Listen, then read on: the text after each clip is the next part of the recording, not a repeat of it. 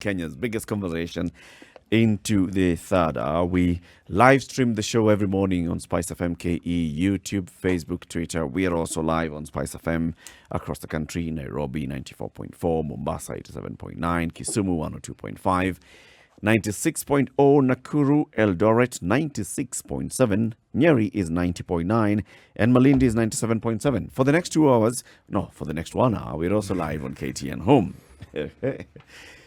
We are celebrating our second anniversary today. On this day, 2 years ago, the Situation Room went live, and SpiceFM also went live with programming. And today we're very happy, as you can see. And we know it. We're very happy. We're very, very happy. We're very happy. City, today's proverb. Right. Switch off the lights.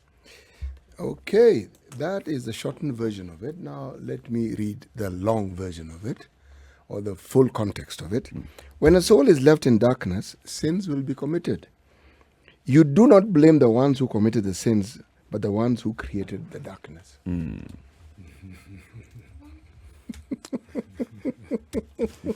Love that.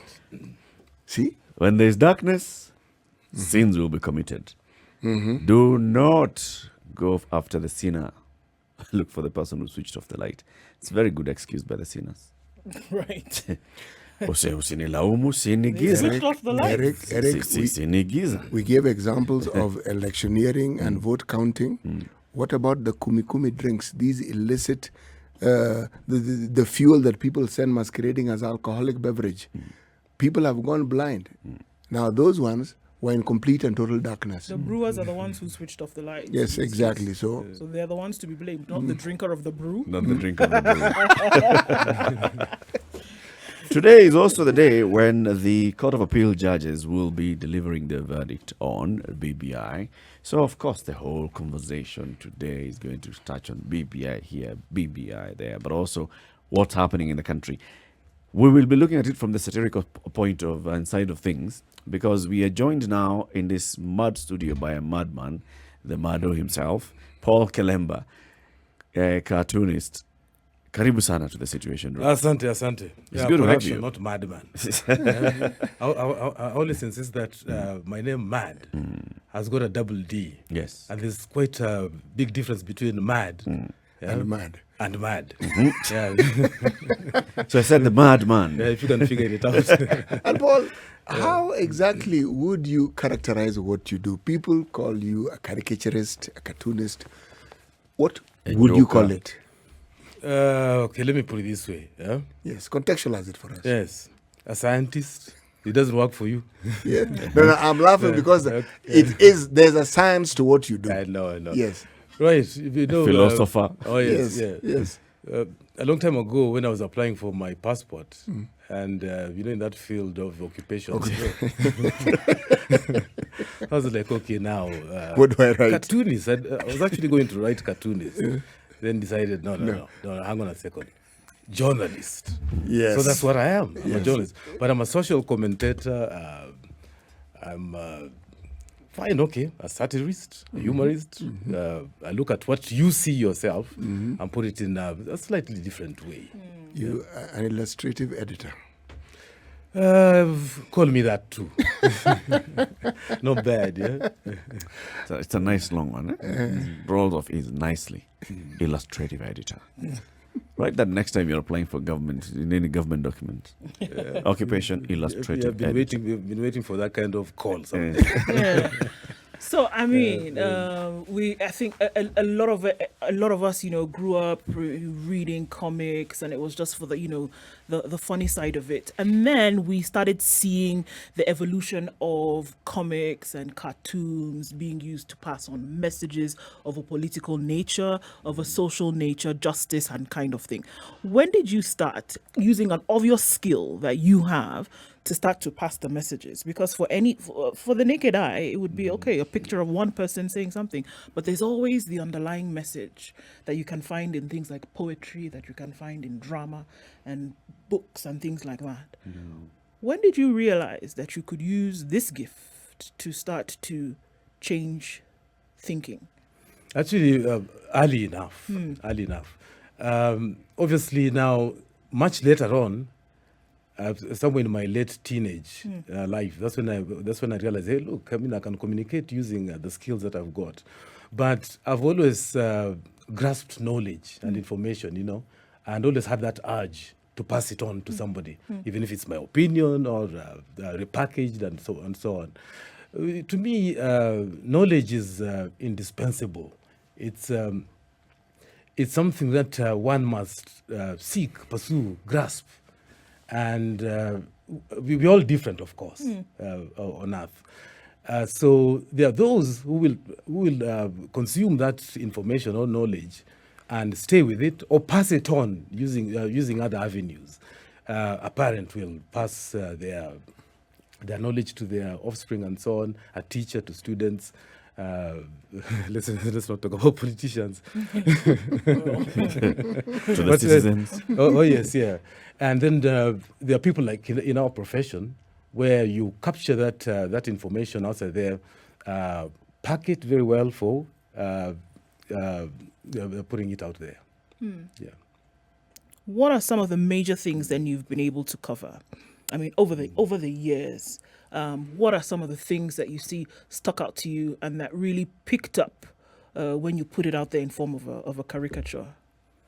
Yeah, there's lots. The world is a large stage with so much happening. So there's plenty for somebody like me to pick and publish. There's obviously politics, there's culture, there's social life, there's the economy, there's and science. Charles, yeah. Science. Yeah, there's all that. Now, to be able to capture that, like you guys, I mean, your conversations are diverse with different individuals, and you're able to grasp that. So there are people who specialize. Let's say an accountant just decides, okay, what I'm going to do is figures throughout, yeah, and almost nothing else. But now, in the life of a journalist or a cartoonist such as myself, I should be able to look at the vast field of events, world events, what is occurring outside there, take note of that, and actually form an opinion of what's going on, whether it's political, social, or culture and the arts, which is also a love of mine. Yeah. I think the one thing that you also get in what you do is you have the freedom to editorialize what you want to say. Your opinion is what you are putting out there. So, for example, if you're looking at a BBI and you want to project your opinion on it, you'll be the one who puts it out there. It'll be a caricature, it'll be funny, it'll be showing, maybe a judge running, or, the president doing this, or Raila doing the other. But you'll basically be expressing your opinion, not necessarily just looking at it from this is what's happening, so I'm just posting it there. So you are taking an editorial position, and that's why maybe they're even called editorial cartoons, because you are saying this is a position, this is how we see things. Yeah, that's right. In fact, that's a good opportunity for me to explain, maybe to our listeners. Yes, I do have a free hand, and I'm actually thankfully so to my editors over the years. But however, there are limits. There are limits. The newspaper, the publication itself, has got an editorial policy, which obviously I cannot go around. But yes, I do carry my opinions. In fact, there should always be a writer there that opinions expressed here by these cartoonists belong to these cartoonists, and it's not the newspapers wherever. Yeah. But let's say if we're in other countries such as the United States, where publication overtly or openly has a bias towards a political party, then in that kind of establishment, I will not be able to, let's say, criticize the party that media house kind of supports. Yeah. Now, okay, things are obviously a little different here. But one thing that, again, I reiterate is that this media house has given us, opinion writers and so on, quite a nice landscape, to maneuver in and do this and that and whatever. Obviously, there's always one or two people who are, who are kind of not really untouchable in today's world, but sometimes you have to tread carefully, let's say. And that's what I'm saying. There is an editorial policy. So if this newspaper, for example, does not publish pictures of nudes, of dead bodies splashed over the road after an accident or something like that, then obviously I won't. Yeah, it may work. But obviously I'm going to carry out, I'm going to draw so much about it and comment so much about that. My column is what I call a composite cartoon feature, just slightly different from an editorial cartoon, because an editorial cartoon is some kind of one-off. In that frame of 4 columns by whatever, that cartoonist should be able to say what they want to say, and then that's it. Mad World is just slightly different, because I can always draw something, then write something and say, okay, I don't really mean that. That kind of thing. I can attempt to explain myself. Whereas the editorial cartoon is actually in a straitjacket of some sort. Once they have depicted a situation in that small little box, then that's it. Sure. Yeah, they cannot have any further comment. But the old adage that a picture tells 1,000, says 1,000 words or something like that, as it goes. And I think about famous.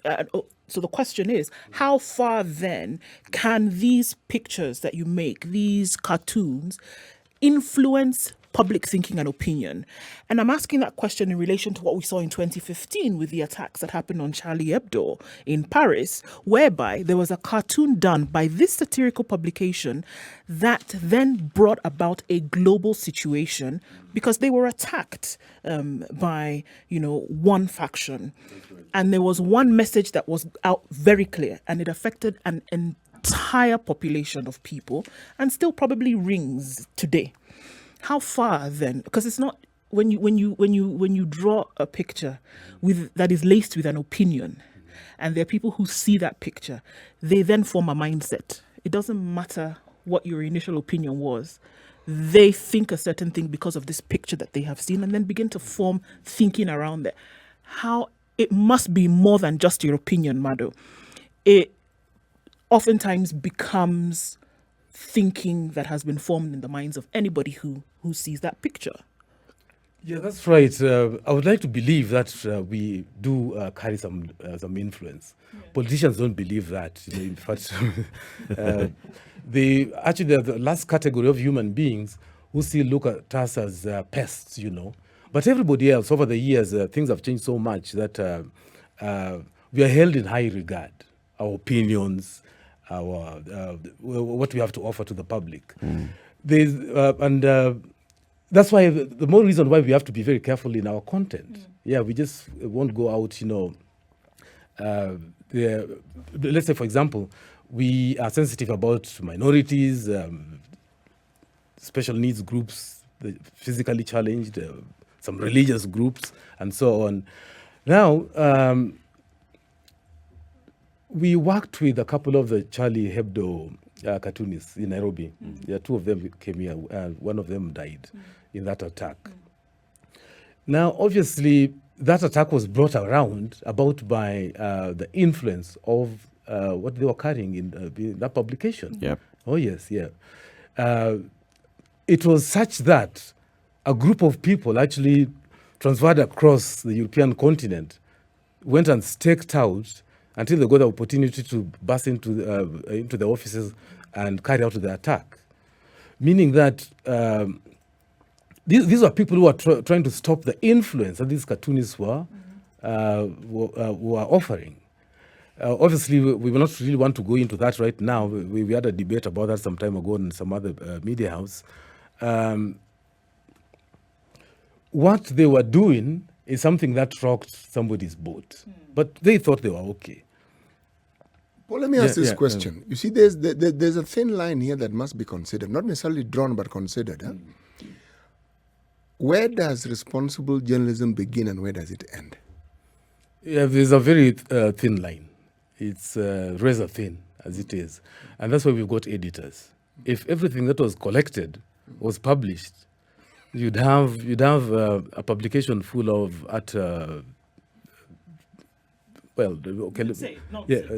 nonsense. Oh yes, yeah. And this is exactly what's happening when social media was let loose, because now Zuckerberg cannot be editor-in-chief of, I don't know, is it 2 billion reporters? Yeah, it's virtually impossible. So editors are there to not to gatekeep, but to make sure that what goes out for public consumption is what needs to be, but is packaged in a way that we filtered out all the nonsense that we are talking about and so on.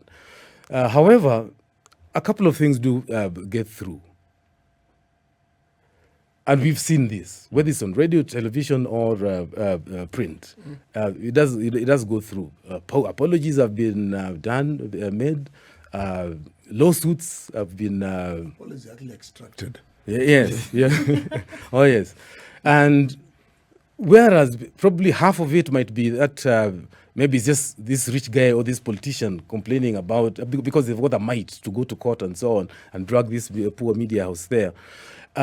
There are these reporters who actually also put in stories that are really kind of half-baked and so on, and probably for maybe financial gain somewhere. So that is there, and we have to always be on the lookout for that. And it goes to the individual journalist that one has to be highly responsible. Paul, you mentioned something about perhaps treading gently on certain issues. But again, the line, the proverbial line that should or should not be crossed comes into discussion. How do you tread gently and not compromise on the truth? Yeah, okay, that's pretty interesting.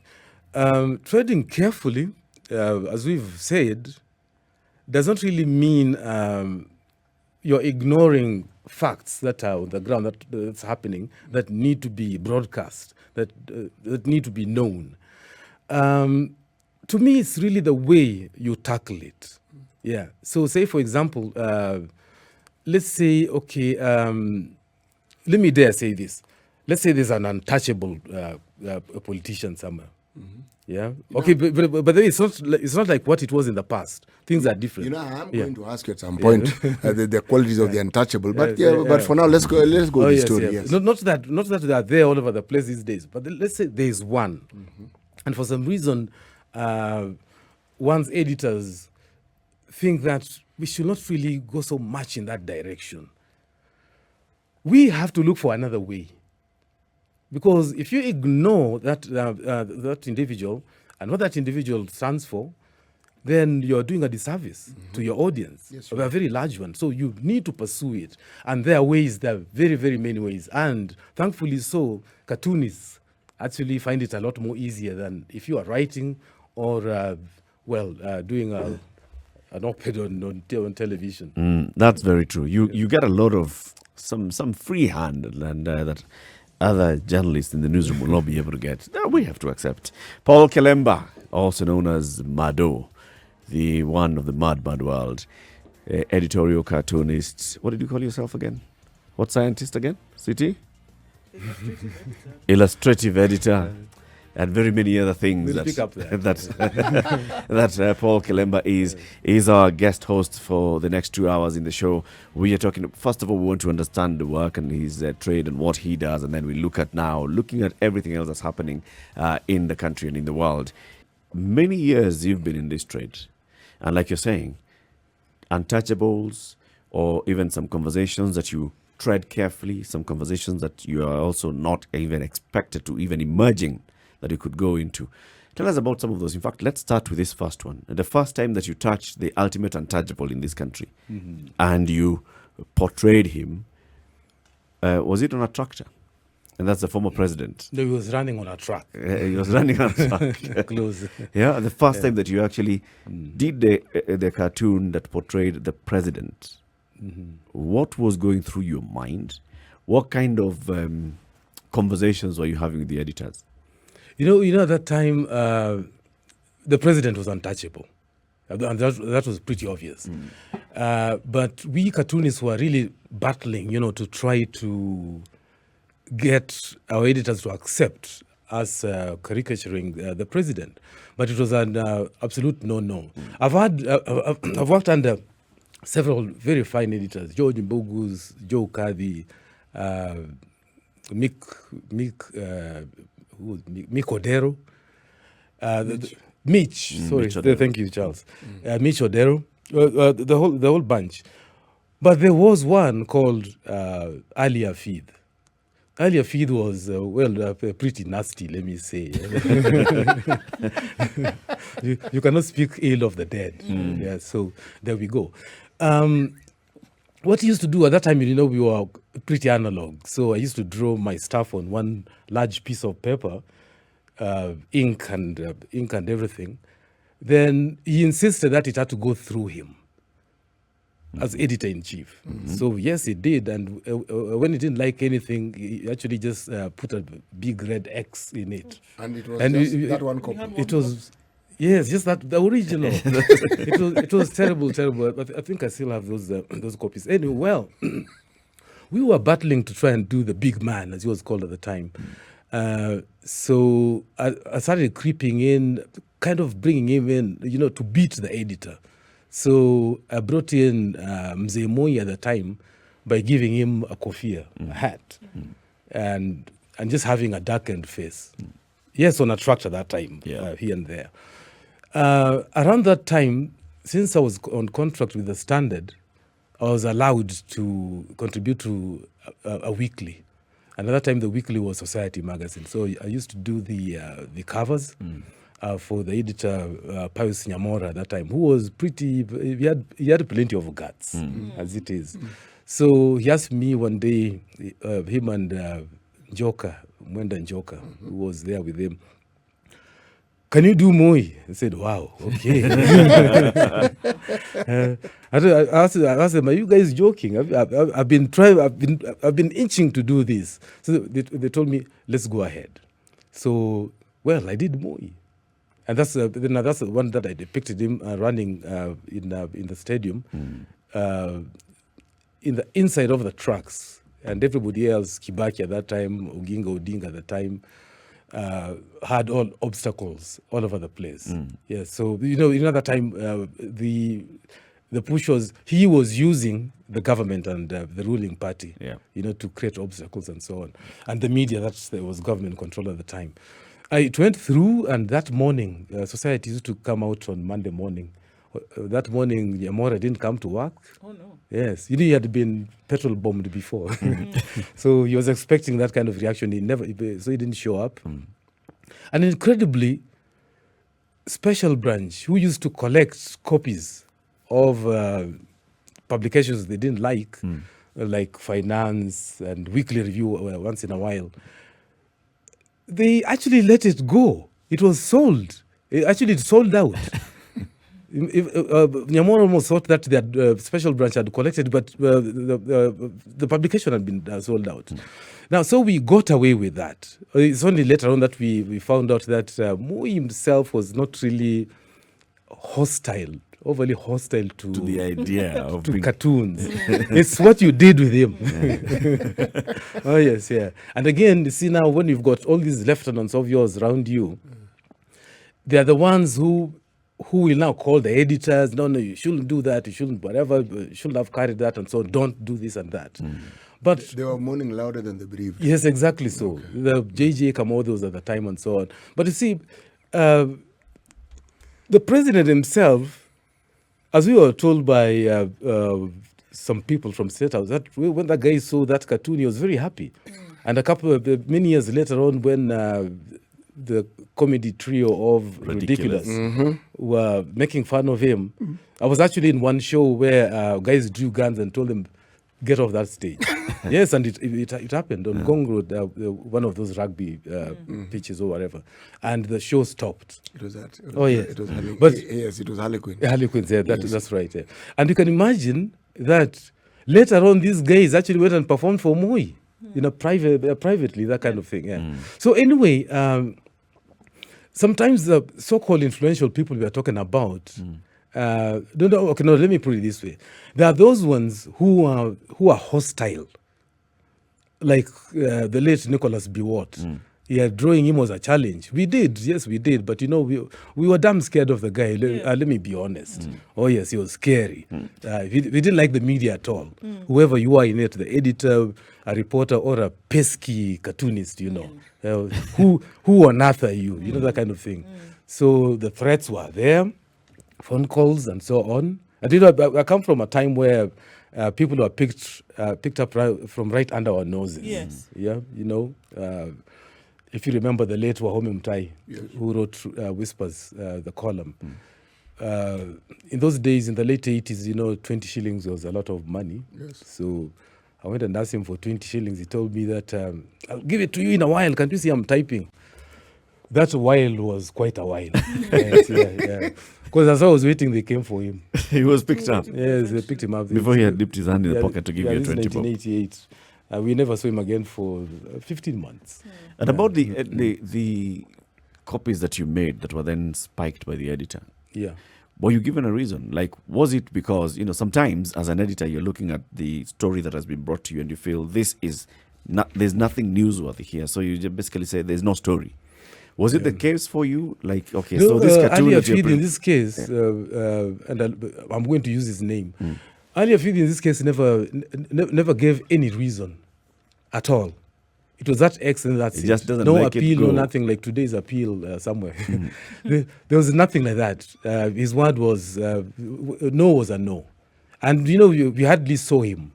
It's not like the other editors in chief that who'd interact with their personnel. hoi polloi. Yeah, call you to the office, have a discussion and so on. Ali Afid was never like that. And actually wasn't really covering up for Moi as such. It was more of the late Saitoti because they were very close buddies.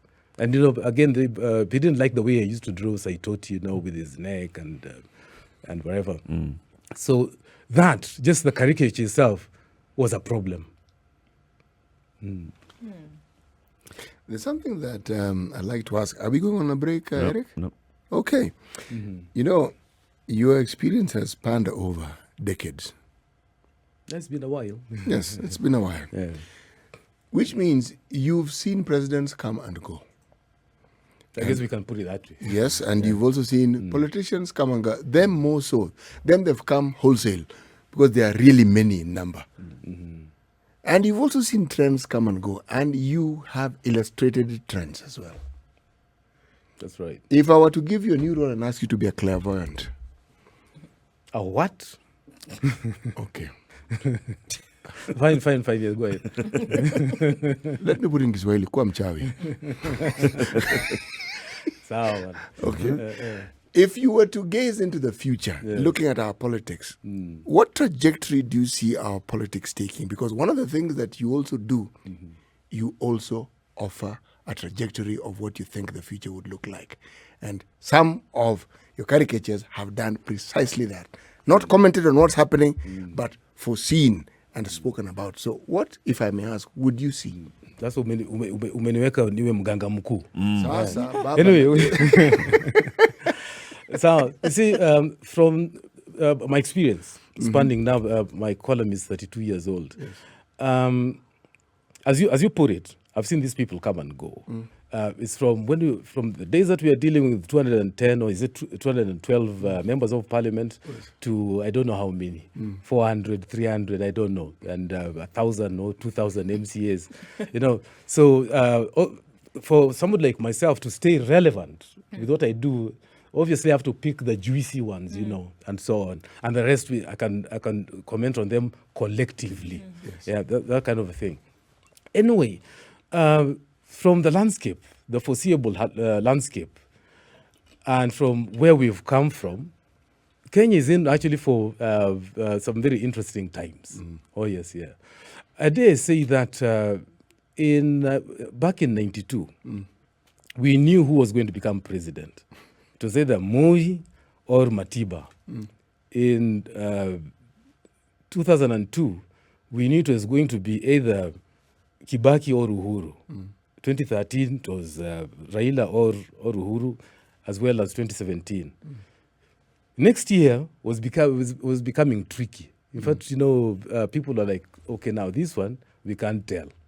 And actually, up to this point, it's still a little tricky. But it's becoming clearer. And even I think by this evening, it will become a lot even more clear after the events of in the appellate court. Pronouncements by the Yes, yeah.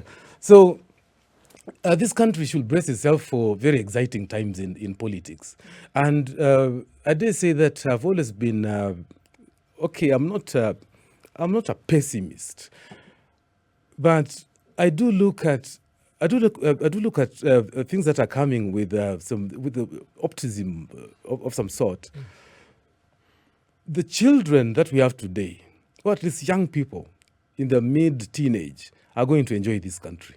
It's going to be different. It's going to be totally different. You can even see the political narratives that are now being given out to politicians, to Wananchi. Yes. Totally different from what was there before. Everything is going to become issue-based. But it's going to take quite a while. I'm not saying this is going to occur in a couple of years. It's going to take quite a while. That's what I'm saying. Somebody who's 15 years old today, probably by 35, by 40, things are going to be totally different in this country. But for now, we still have to grapple with the same old kind of politics, which was there before, 70s, 80s, 90s, but now on a higher level. It's on a different level, more vicious than it was at that time. One of the themes that you've often cartooned about is corruption. Yes. You've done this quite often. What is your take, past, present, and future? The way in which corruption was carried out in this country, in the region, the way that it is happening presently, what will happen in the future? What have your thoughts been on this that have then led you to some of the creations that you did on corruption? Yeah, the fight is still far from over, regrettably. So much so. Had we followed the 2010 set of laws, the so-called new constitution, down to the letter, things would obviously be totally different right now, very much so. Because Chapter 6, for example, is something that has been torn to bits. But if it was upheld, at least just, let's say 2/3 of it, then things would be totally different right now. We cartoonists have constantly reminded the government and its players that this has to be adhered to, and this is the only path. Forget about the other areas, because it's corruption that's actually killing this country, killing all other sectors, poisoning young people. I'm in college, and I'm in a hurry to get out there and buy myself a VX, which is not really possible if you go the organic way, isn't it? Now, I've also pointed out in my work that, please allow me to say this, had the president, in the time that he's been around, forget about the first term, we know it's tricky. There's tribes to deal with, and guys who supported you, guys who funded your campaigns and whatever. But right now, in his final term, if I was what I'd have done is grab a certain number of people, just as a sacrifice. You can't take everybody to jail. Not in this country. Almost everybody's a thief. So we don't even have enough prison room for that. So I've advised him through my column one day that go for an odd number. 17 people or 27. 31. Yeah, 31 people. Then make sure that there's a former police commissioner there, there's a member of parliament, there's a governor, there's a senator, an MCA, servant, a business person, civil servant, a member of the civil society, and his cousin. And his cousin. Cousins are important. Yes, yes. Then explain to these people, it's just too bad, but we have to do something. Then. Take one for the team. Oh, yes. Then make sure that these people go to jail for 2 years. Without an option of a fine. Oh, yes. But as it is right now, we are not saying... So it's a negotiated deal. Kind of. Call the 21 guys. And I'm telling you, Latif, I need to do this for had that occurred, or if it was to occur in the next 11 months, what will happen is that people will become scared. But you see, this is just open. It's open. Today, personnel in government service feel like they're doing you a favor. This is absolutely wrong. But here's a challenge, Paul, that the president does not have the powers take people to jail. Not anymore. No, of course not. Right? Yeah. He'll have to use the proper channels. Yes. He tried to do that With? by going to Parliament, a public space, during a publicly televised address in a privileged house, and he said, I am taking action. And Mr. Speaker, I am leaving here names of people that I want out of my government, that I've directed the EACC and DPP, who I don't have control over, to commence investigations and take to court. He tried that. Yeah, that's right. And what happened? They went to court. They got their tribal people to come and support them. Those cases never went anywhere. As much as you might be right, Latif, there's this one thing, and that is political goodwill. Once that is there, the courts will automatically not dance to the president's tune. Of course not. Yeah, we are aware about the laws. You point that out. But if there's that, him screaming every day, anti-corruption songs, the crusades and whatever, each and every day, it will sink into the judiciary, into DCI, into DPP, and ourselves. You know, we'll start getting scared.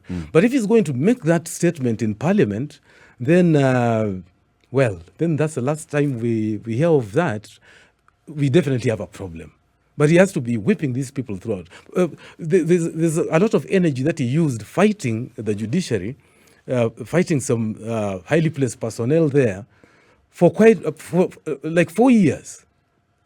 Had he exhibited that kind of energy in the fight against corruption, then by now, honestly, we should have some positive results. But as it is, there's nobody in jail for this.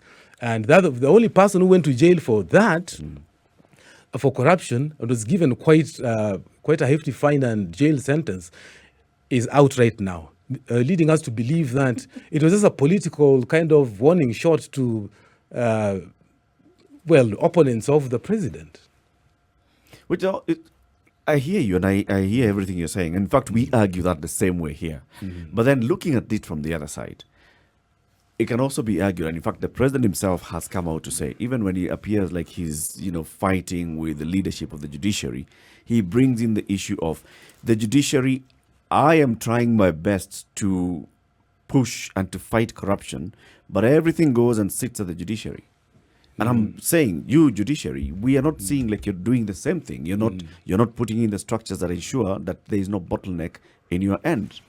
You can say it's the same. He's actually not been fighting the judiciary. He's trying to push through the fight against corruption. Yeah, obviously we must admit that Why are you all laughing? all presidents have actually tried to move against corruption, but corruption has been allowed, or was allowed, to become quite an ogre, a giant. Yeah, that once in place, it becomes so difficult to deal with, because these are the same people who, that you might find your supporters within. I'm not talking about supporters on the streets, in your party colors and so on. I'm talking about financiers. Exactly so. But Paul, I like your analogy of it being a giant, but I actually think corruption in this country is like a virus.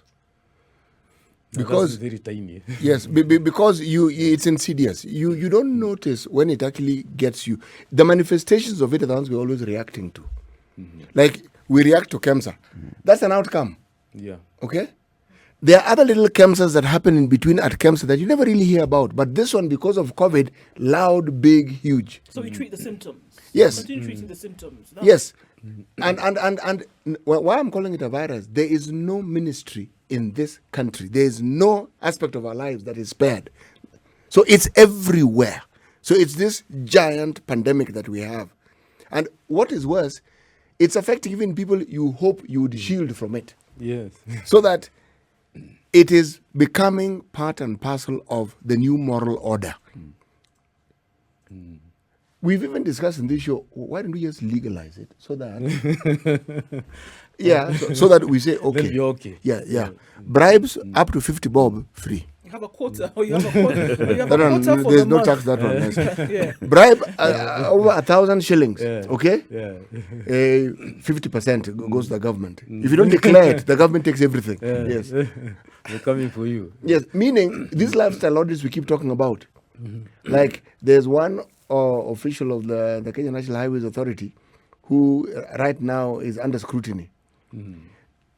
If you understood that beyond, by the way, take to court, it is clear the person can't actually justify what they own.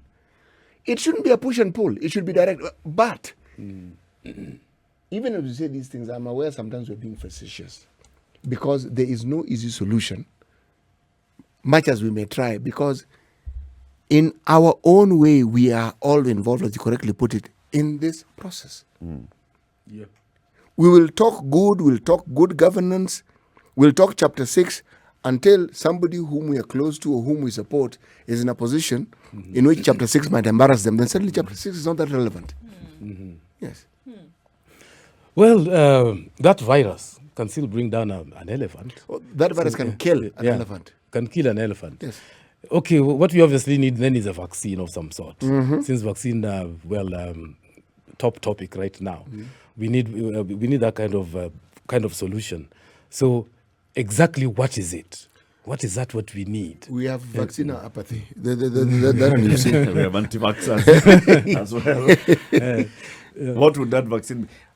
What it is calling a vaccine for him is legalize this thing, accept it and normalize it, and say, okay, we are going to live with this virus. It's been normalized anyway. Yeah, so, it's a pity. I once sat down with a very senior DCI official, and he told me this before the scam of the dams broke, before it was in the media, and he told me, "Look, MADDO, we are investigating these people for these on these dams, and do you know what they're doing?